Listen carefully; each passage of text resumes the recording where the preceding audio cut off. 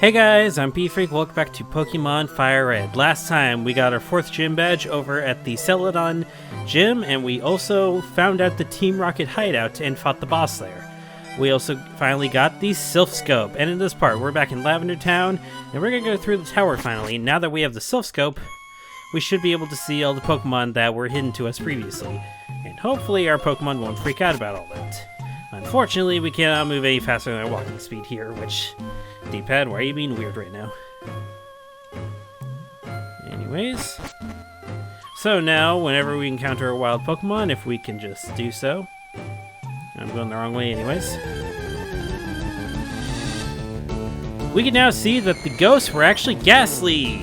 AKA the only ghost that could have possibly have been. I should have probably gotten more Pokeballs. I'm going to try to grab this Ghastly because, again, we do need at least 50 Pokemon in order to actually get all the different things from the Professor Oak assistants.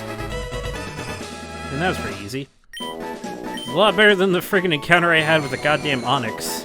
Onix has such a low capture rate, it sucks trying to catch them.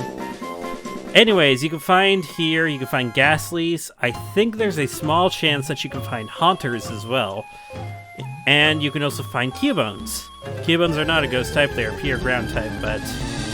it sort of relates to... you'll see. I don't know if we mentioned earlier about the whole Cubone story here. But we will be getting to that story eventually, because, in fact, the boss here is related to that. I should probably actually put a super repel on now, shouldn't I? Okay. I just wish you could actually run faster. Like, I'm so glad in the later games that they actually changed it to where you can run. We are almost out of super repels, jeez. Well, thankfully we can just dig out of here when we're done.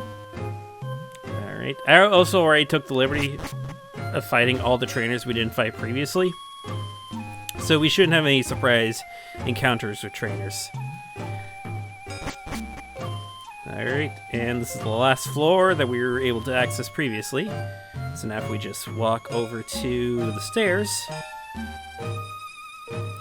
Begone, intruders. Oh no, it's the ghost again. But we have the Silph Scope to unveil that it's actually a Marowak. Marowak is the evolution of Cubone. This is that Cubone's mother. His dead mother, who sacrificed herself to protect him or something like that. You cannot catch this Pokemon. You want to see what happens when you try to catch this Pokemon?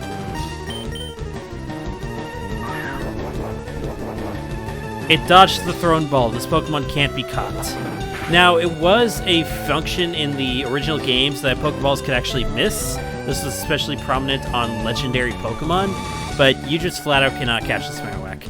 Again, there was this trick you used to be able to do where you could use a Pokeball instead of actually getting the Silph Scope to skip this whole sequence, which is still used in speedruns of Pokemon Red and Blue today. At least to my knowledge. I don't know, I'm not a speedrunner. I don't think I have the patience for speedrunning. Which is ironic considering that a speedrunner normally is supposed to be, you know, running through very quickly a game. But surprisingly, they need a lot of patience to actually get through all that. There's a lot of practice involved. There's a lot of failing runs and having to restart them over and over again. All that sorts of stuff, and I could not do it. Plus, there's a lot of memorization. Alright. You're already focus energy. Not a very smart ghost, are you? Again, Marowak and Cubone are not ghost types. Not yet, anyways. Alright, there we go. Not bad, not bad. The ghost was the restless spirit of Cubone's mother. The mother's spirit was calmed. It departed to the afterlife. I guess fainting would make you calm down. Anyways, finally make it to the next floor of the tower. God damn it. We will never get rid of Team Rocket, will we? What do you want? Why are you here? Why are you here? That's a better question. I'll do you one better. Why is Gamora? I hope you guys know. That's an Infinity War reference. I hope you guys have seen Infinity War. If not, that's fine. Marvel isn't everyone's cup of tea, but because of the advent of Disney Plus, I went ahead and saw every Marvel Cinematic movie up to this point.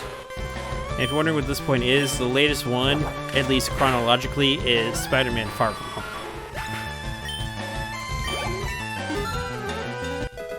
Can't wait to see in like 5 years where the MCU goes, and it's be like, God, I was such an innocent, ignorant little person back then.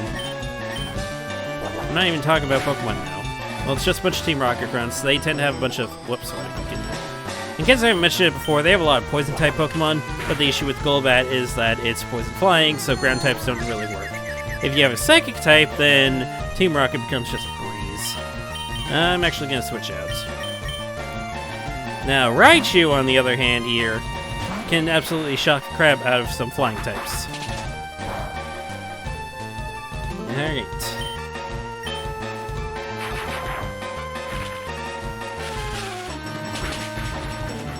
And I think this guy has one last Pokemon. Does my memory serve me? Nope, that was it. Okay. I give up.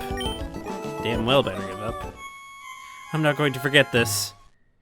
I'm gonna probably forget you. You're probably another grunt that we fought previously, unless literally every one of these grunts is a different person. Except that one that we fought in the hideout, who said they remembered us from Mount Moon. And we have an old man up there. This old guy marched right up to our hideout. Then he starts ranting about Team Rocket's abusing Pokemon. So we're just talking it over as adults. Is this what you consider talking it over as adults? Honestly, it sounds like you guys are being piss babies about it. Coughing! Again, can't really use ground-type moves because it has Levitate, so Psychic types are honestly your best bet. I think it has a higher defense. We fought one before, and I'm pretty sure this one had a higher defense, and Muck and Grimer had a higher special defense. Yeah.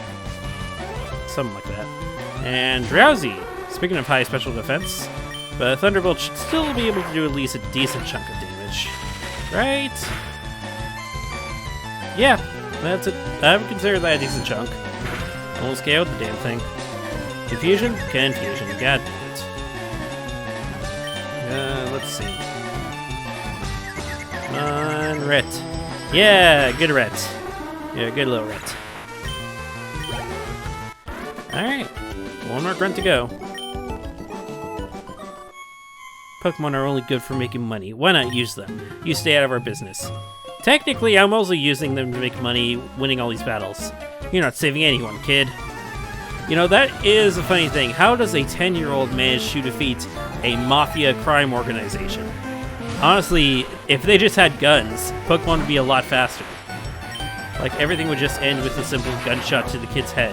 I mean, I know that's dark, and I know I probably shouldn't be saying stuff like that. But this is Team Rocket we're talking about. Does it seem like they have any morals? Rattata. You know, it's always confusing, like, how many As are in Rattata. I mean, for me, since I've played Pokemon for a while, I know it's Rattata. Some people add, like, an extra syllable. It's Rattata, or something like that. Raticate. But there are other Pokemon that are like that, too. There's a Generation 4 Pokemon called Regigigas, and I used to have a friend who would call it Regigigas. And I'm like, no, it's only Gigas once. Pokemon pronunciation's always been a debate in the Pokemon community, such as the pronunciation of Illumise. Record level 33. Illumise is how they pronounce it in the anime, and typically you go by what's in the anime. Or did they do it? It was either the anime or the Pokédex 3D thing that was released when Black and White was out. I don't remember. I just know that after hearing it from like Chugga Conway or someone, that's how I've been saying it, is Illumise. Don't fight us, Rockets. That's what I've been doing, and I'll happily fight you guys more. You're not getting away for this. It looks like I am, actually. You came to save me. Thank you. But I came here of my own free will. I came to calm the spirit of the Cubone's mother. I think Marowak's spirit has finally left us. I must thank you, your kind concern. Follow me to my home, Pokemon House, at the foot of this tower. We don't get much of a choice, and we're back to the creepy music. Mr. Fuji had been praying alone for Cubone's mother. Interesting. This is really Mr. Fuji's house. He's really kind. He looks after abandoned orphaned Pokemon. And apparently a bunch of little kids as well. It's so warm. Pokemon are so nice to hug. I wouldn't know, kid, but I want to hug them, trust me. Pokemon Fan Magazine, monthly grand prize drawing. The application form is gone. It's been clipped out. Someone must have applied already. Rip us. Jordan, your Pokédex quest is one that requires strong dedication. Without deep love for Pokemon, your quest may fail. I'm not sure if this will help you, but I'd like you to have it. And we get the Poke Flute from Mr. Fuji. It's actually more like a Poke Clarinet of sorts. Basically, you don't play like an actual flute where you like hold it off to the side. You actually just play it in front of you. Upon hearing the Poke Flute, sleeping Pokemon will spring awake. Try using a Pokemon that are sleeping obstacles. Like certain Snorlaxes that are blocking our way? Alright, I want to head back here to where we found Mr. Fuji, because if we actually come back here... Yep. Oh, the item fighter's shaking wildly. There's an item buried underfoot. We dug up one Soothe Bell from the deep ground. There are certain items around here that you can only get with the item finder after achieving a certain something. For the Soothe Bell, we had to save Mr. Fuji, then return to this spot specifically, and use the item finder in order to find the Soothe Bell. What does the Soothe Bell do? The Soothe Bell... Now, when you're normally walking around with Pokemon, their happiness will slightly increase. Every Pokemon in your party, their happiness will slightly increase. Happiness, I mentioned before, with frustration and return. And what the Soothe Bell does is increase that amount of happiness that you passively get while walking around. I don't know specifically how much it increases it, but it definitely makes it easier for happiness evolutions. But as I mentioned before, most happiness evolutions you cannot get right now because of dumb game mechanics. So for example, Golbat, despite the fact that in order for it to evolve, and the Pokemon is programmed into the game, it will not evolve even if you give it the Soothe Bell. Happiness was not a feature introduced until Generation 2. Technically, Pokemon Yellow had it, but that's besides the point. Anyways, let's dig back out, and now that we have the Poke Flute, we can finally wake up those sleeping Snorlaxes. Alright, we're over here at Route 16, our Repel's effect wore off, and let's actually give this Poke Flute a shot, shall we? Want to use the Poke Flute? Actually, give me a second. Okay, Red's in the front, good. Yes. Jordan played the Poke Flute.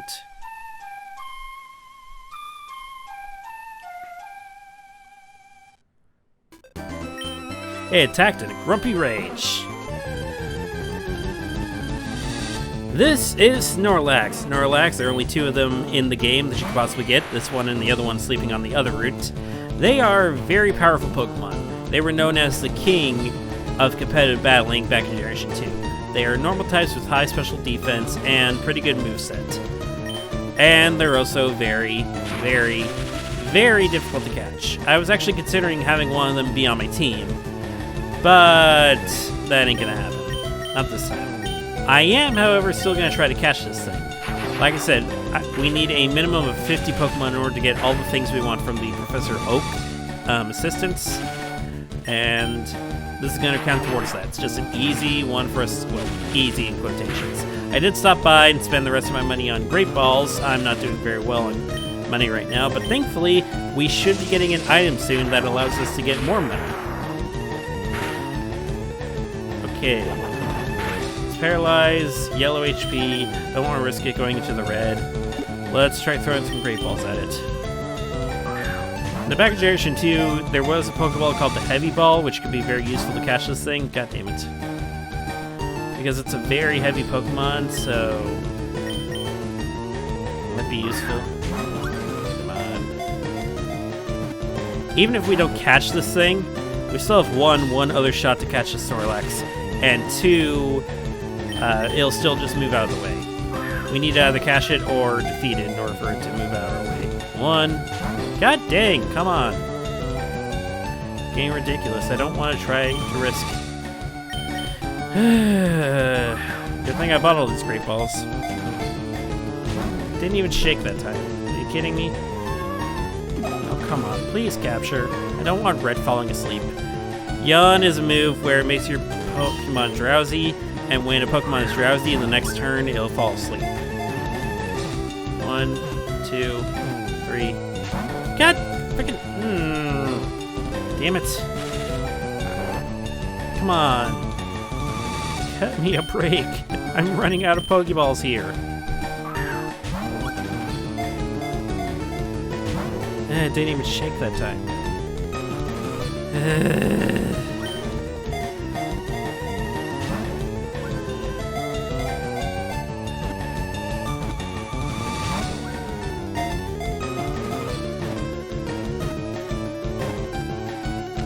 Finally! Literally second to last Pokeball. Jesus Christ. Alright, again, we're not actually going to have the Snorlax in our party. We're just capturing it for completion's sake. We'll say that. Anyways, just like with Mr. Fuji, I almost said Mount Fuji, if we use the item finder right where Snorlax was... Oh, the item finder's shaking wildly. There's an item buried underfoot. We dig up the Leftovers. The Leftovers is a held item that at the end of every turn, the Pokemon will restore a portion of their HP. It's a common move for competitive battling, because this Leftovers healing can cancel out effects like Sandstorm and Hail. Cycling Road is a downhill course by the sea. It's a great ride. Looks like we're going on Cycling Hill. Good thing we're on our bicycle already. However, if we go up here... Hi, remember me? I'm one of Professor Oak's aides. If your Pokedex has complete data on 40 species, I'm supposed to give you a reward. Professor Oak entrusted me with an amulet coin for you. So Jordan, let me ask you, have you gathered data on at least 40 kinds of Pokemon? Great, you have caught or owned 42 kinds of Pokemon. Congratulations, here you go. And we get the amulet coin. This is gonna help us a lot. An amulet coin is designed to be held by a Pokemon. If Pokemon appears in a winning battle, you will earn more money. You will earn double the prize money from any Pokemon battle the Pokemon holding it has. Let me rephrase that. Any Pokemon battle you have that features the Pokemon holding the amulet coin, and you win, then you gain double the money.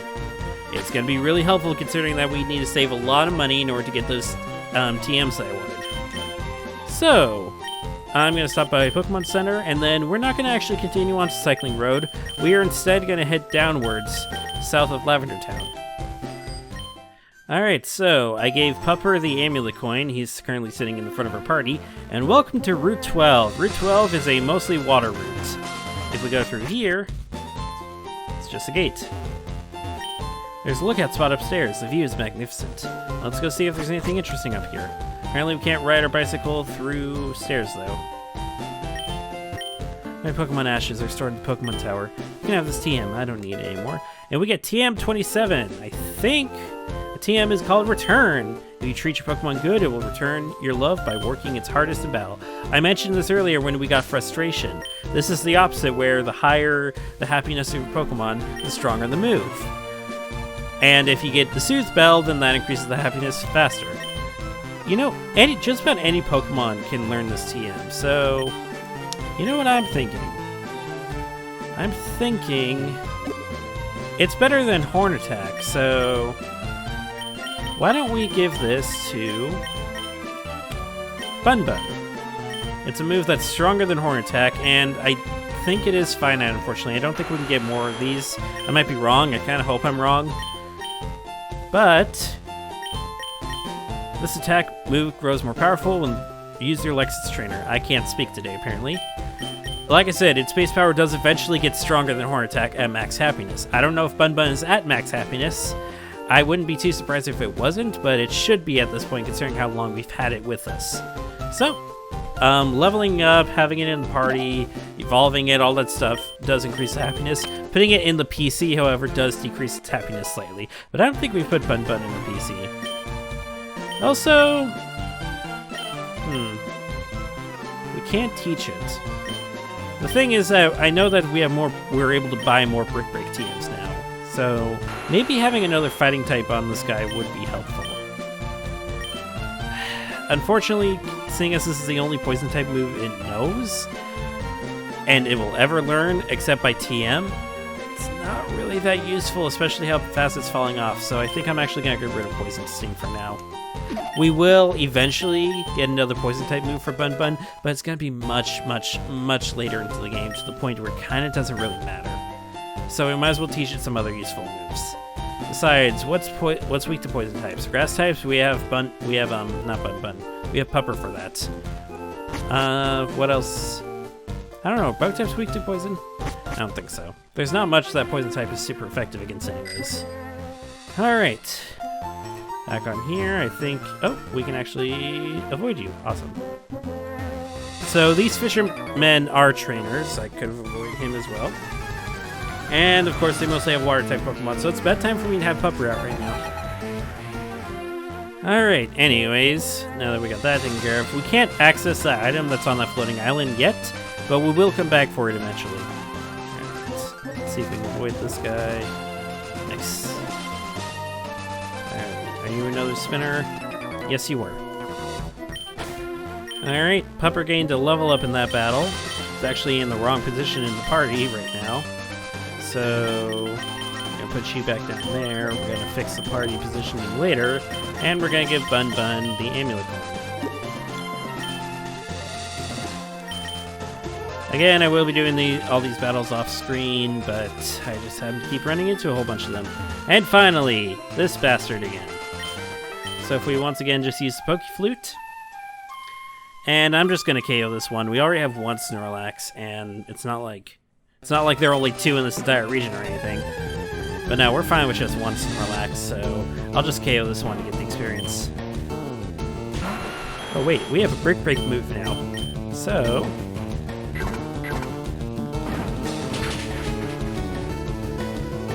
half HP, not bad.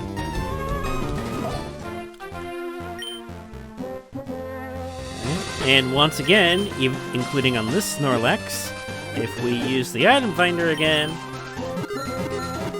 we'll get another leftovers. So you can have two Pokemon with leftovers equipped. Not a bad thing, although I think there are some rules in competitive battling where you cannot have the same item equipped to multiple Pokemon. I don't know, I haven't done competitive battling in like a good year or so. Bun Bun didn't fall asleep, so I'm gonna wake it up real quick. And we're gonna continue on. If we go inside this house, I'm the fishing guru's younger brother. I simply love fishing. I can't bear to go without. Tell me, do you like to fish? Grand, I like your style. I think we can be friends. Take this and fish, young friend, and we get the Super Rod. Fishing is a way of life. It is like the finest poetry. From seas to rivers, go out and land the big one, my friend. Now, I have a request. If you catch a big Magikarp with that rod, I want to see it. As much as I love to fish, I also love seeing gigantic Magikarp. We will not be satisfying his request. I really couldn't care less about Magikarp. But the Super Rod is actually the final upgrade for the fishing. Yes, there's one other upgrade you can get. The Good Rod. I just have no idea where to get it. I know where to get the Old Rod and the Super Rod. I just have no idea where to get the Good Rod in this game. But it's not like it really matters. If we want to get that item over there, we have to go fight that trainer. And I'll do it real quick.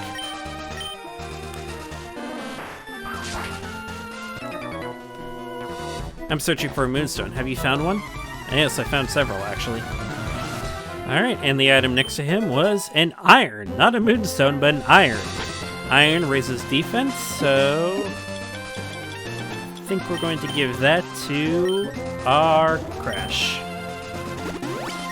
Not bad, not bad, not bad. Alright, any other trainers? There's another spinner. I keep running into these guys. I'm sorry about all the cuts. I just keep running into all these optional trainers. Alright, now that we got that battle taken care of, what's behind tree number 2? I don't have very many repels, so that's just wild grass. God damn it. I mean, I could have cut through here, and hey, another Oddish. I think actually catching this Oddish might be a good idea, because then you can get the Pokemon Gloom, and if you have another Leaf Stone, you can then evolve it into a Vileplume. So there's 2 more Pokemon just off your Pokedex list. Anyways, make it to a new route, Route 13. I think these guys are all trainers, so I'm gonna avoid them. Oh yes, this route. This mess of a route. It's a giant maze. Basically a giant maze. So go down here to walk around you. It's literally just a giant maze of fences, and it's kind of obnoxious. What does the sign say? Trainer tips. You select to switch items in the items window. I already knew that, buddy. Alright, another cut tree. Let's see. Anything decent in here? I guess I'll use my last repel since we're about to hit another town just around the corner, surprisingly. So I'll be able to get more repels then. And sure enough, absolutely nothing. Actually, there might be a hidden item around here. I hope I'm not crazy. I'm crazy. Okay, well, I was hopeful. Let's see. I'm trying to kind of be careful so we don't run into too many unnecessary battles. wonder if I can... Looks like I'm gonna have to fight at least one of these guys, maybe. Let's see. Maybe if the programmers are nice. Okay. We can walk around him. Spiker's a spinner. Okay. All the way down here. Made onto Route 14. Okay. We just run by. Okay. Down here. And we should be almost there. We have a lot of trainers that I'm going to have to deal with off screen. But hey, it's a lot more money for me to get. So, I'm not complaining too much. But yeah, here and also Cycling Road is literally just a bunch of trainers for you to fight in preparation for the next gym battle, which is actually coming up in the next town, so I will definitely be taking advantage of all this experience, plus all the extra money that I'll be getting from all of it. We get an item over here, a TM18 Rain Dance, that causes the weather effect rain to appear in battle. Rain increases the power of water-type moves and decreases the power of fire-type moves, and certain other moves, like Thunder, have their accuracy changed. Are you the kid who's working on Pokedex? Professor Oak came by here. Oh, really? He must be upstairs. Yep, here he is. Let me guess. Hi, remember me? I'm one of Professor Oak's aides. If your Pokedex has complete data on 50 species, I'm supposed to give you a reward. Professor Oak entrusted you with an EXP share. But Jordan, let me ask you, have you gathered data on at least 50 kinds of Pokemon? No, we're about 8 short right now. I see. When you get 50 kinds of Pokemon, come back for the EXP share. We will be getting that, however, very, very soon, I promise.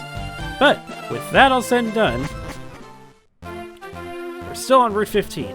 Never mind, we're in Fuchsia City. This is the location of our next gym battle, amongst other things that we need to do here. Hey, it's a little Lapras.